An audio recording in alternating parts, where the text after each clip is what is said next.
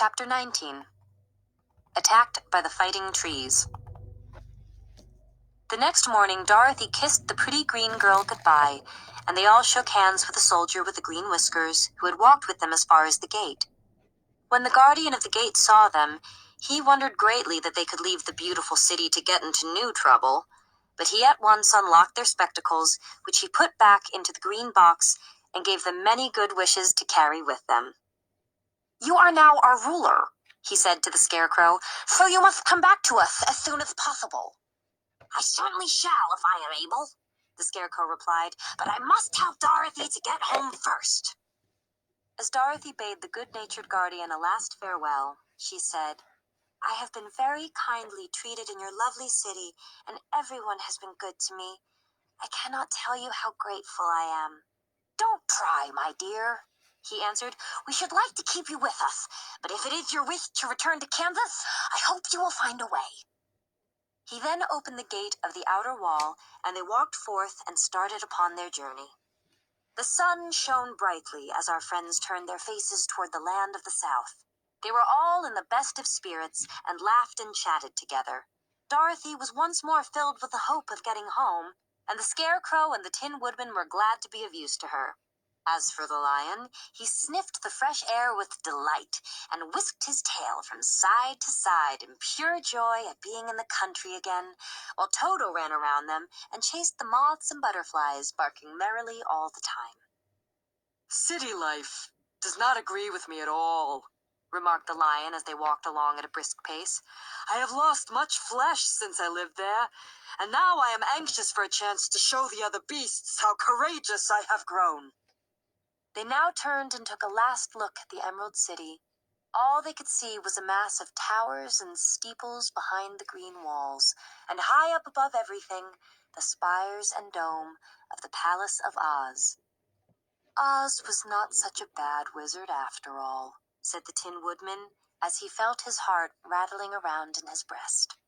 "He knew how to give me brains, and very good brains, too," said the Scarecrow.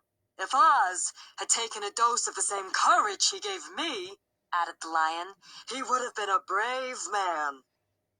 Dorothy said nothing. Oz had not kept the promise he made her, but he had done his best, so she forgave him. As he said, he was a good man, even if he was a bad wizard. The first day's journey was through the green fields and bright flowers that stretched about the Emerald City on every side.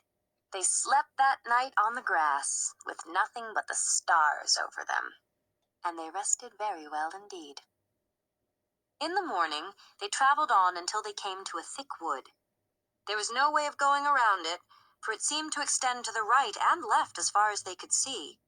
And besides, they did not dare change the direction of their journey for fear of getting lost. So they looked for the place where it would be easiest to get into the forest. The Scarecrow, who was in the lead, finally discovered a big tree with such wide spreading branches that there was room for the party to pass underneath. So he walked forward to the tree. But just as he came under the first branches, they bent down and twined around him, and the next minute he was raised from the ground and flung headlong among his fellow travelers. This did not hurt the Scarecrow, but it surprised him, and he looked rather dizzy when Dorothy picked him up. "Here is another space between the trees," called the Lion. "Let me try it first," said the Scarecrow, "for it doesn't hurt me to get thrown about." He walked up to another tree as he spoke, but its branches immediately seized him and tossed him back again. "This is strange!" exclaimed Dorothy. "What shall we do?" "The trees seem to have made up their minds to fight us and stop our journey," remarked the Lion. "I believe I will try it myself," said the Woodman, and shouldering his axe, he marched up to the first tree that had handled the Scarecrow so roughly. When a big branch bent down to seize him, the Woodman chopped at it so fiercely that he cut it in two. At once, the tree began shaking all its branches as if in pain, and the Tin Woodman passed safely under it. "Come on!" he shouted to the others. "Be quick!" They all ran forward and passed under the tree without injury, except Toto, who was caught by a small branch and shaken until he howled.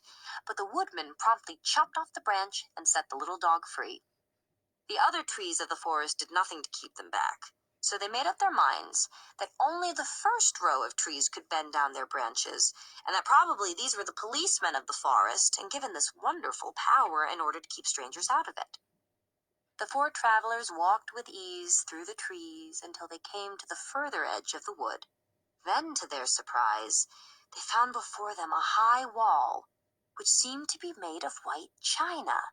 It was smooth like the surface of a dish and higher than their heads.